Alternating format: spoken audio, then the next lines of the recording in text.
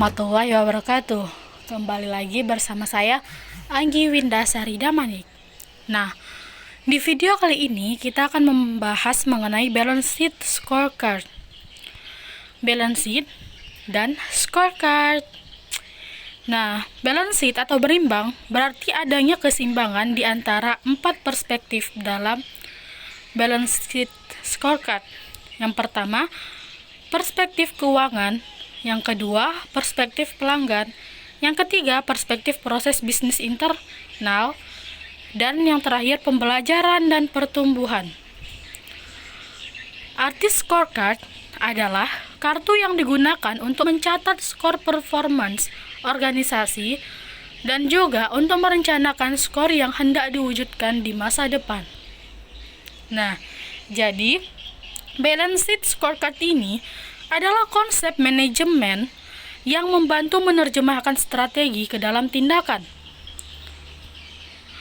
Konsep balance sheet scorecard ini ada 3, yaitu yang pertama, balance sheet scorecard ibarat instrumen dashboard dalam mobil, kokpit dalam pesawat, atau rapot sekolah yang selalu memberikan sinyal posisi keberadaan, kecepatan mencapai tujuan, atau kondisi warna merah, kuning, atau hijau. Yang kedua, yaitu balance sheet scorecard memandang ukuran keberhasilan bukan hanya dari perspektif keuangan, tetapi harus ukuran seimbang atau balance sheet antara keuangan dan non-keuangan menjadi 4 perspektif, yaitu perspektif keuangan, perspektif pelanggan, perspektif proses bisnis internal, dan perspektif pembelajaran dan pertumbuhan. Yang ketiga, manajemen tradisional memandang keberhasilan organisasi hanya dari ukuran keuangan seperti likuiditas, rentabilitas, return of investment atau ROI, atau profit. Yang selanjutnya, kita akan membahas manfaat balance sheet scorecard dalam pengukuran kinerja. Nah, ada 5 nih guys. Yang pertama, mengelola operasi organisasi secara efektif dan efisien dengan cara memotivasi karyawan. Yang kedua, membantu pengambilan keputusan dalam hal promosi, pemberhentian, mutasi, dan lain-lain. Yang ketiga, mengidentifikasi pengembangan dan kebutuhan diklat karyawan.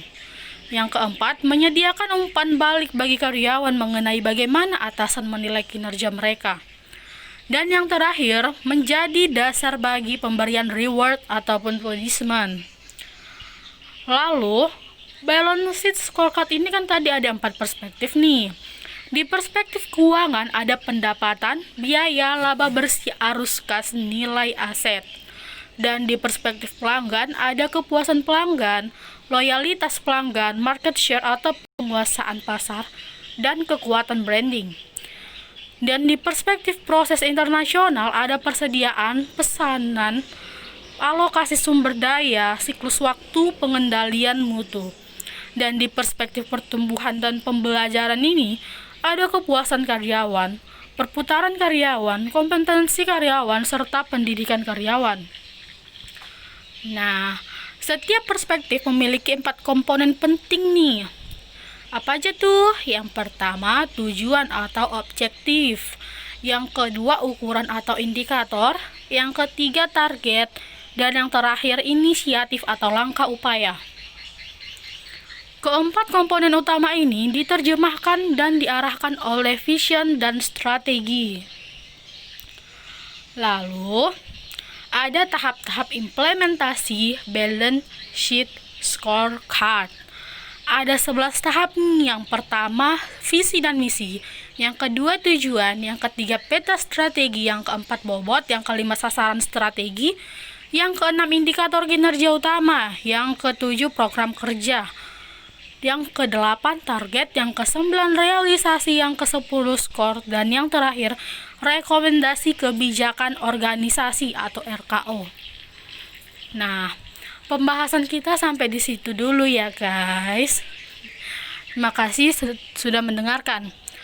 Nah, untuk teman-teman yang lain ini nih, yang masih nyari kampus atau ingin berkuliah di tempat yang hebat, keren, kece, maupun punya fasilitas yang keren ya guys. Nah, kalian bisa ke Politeknik Wilmar Bisnis Indonesia. Kampus ini sangat mendukung sarana dan prasarana untuk mahasiswanya. Dan juga di kampus ini ada entrepreneurnya nih guys. Nah, di mana lagi coba yang ada entrepreneurship-nya? Keren. Terus lihat nih, kampusnya kece kan? Nah, ini hanya sekilas gambarnya aja. Nah, untuk lokasinya itu ada di Jalan Kapten Batu Sihombing di Medan Estate, Kecamatan Percut Seituan, Kabupaten Deli Serdang, Sumatera Utara. Di situ kita mempelajari entrepreneurship-nya. Gimana ya? Kalian itu nggak penting masuk ke jurusan mana. Kalian pasti misalnya kan mau pengen masuk ke jurusan ini, tapi nanti nggak dapat entrepreneurship-nya, gimana dong gitu. Nggak usah ragu dan bingung, karena mau di jurusan apapun kita akan tetap mempelajari entrepreneurship-nya. Dan juga Politeknik Wilmar Bisnis Indonesia ini memiliki 4 program studi. Yang pertama ada akuntansi perpajakan, yang kedua ada manajemen pemasaran internasional, yang ketiga ada agribisnis hortikultura, yang keempat ada pengolahan konversi dan acara. Nah guys, saya ini masuk ke akuntansi perpajakan. Di situ kita bisa mempelajari mengenai pajak dan juga akuntansinya nih. Kalau misalnya yang biasa aja cuma akuntansi gitu kan, pembukuan, jurnal dan lain-lain gitu kan. Nah, terus kalian pengen juga nih belajar pajaknya. Nah, bisa di jurusan akuntansi perpajakan. Di kampus ini juga memiliki dosen-dosen yang keren nih guys, apalagi di jurusan akuntansi perpajakannya nih. Ada dosen-dosen yang berpengalaman dan kita akan dibimbing dengan baik bagaimana mempelajari tentang jurnal ataupun SPT pajak dan lain-lain. Sekian video saya, semoga teman-teman bisa terbantu atas video ini. Lebih dan kurangnya saya mohon maaf. Wassalamualaikum warahmatullahi wabarakatuh.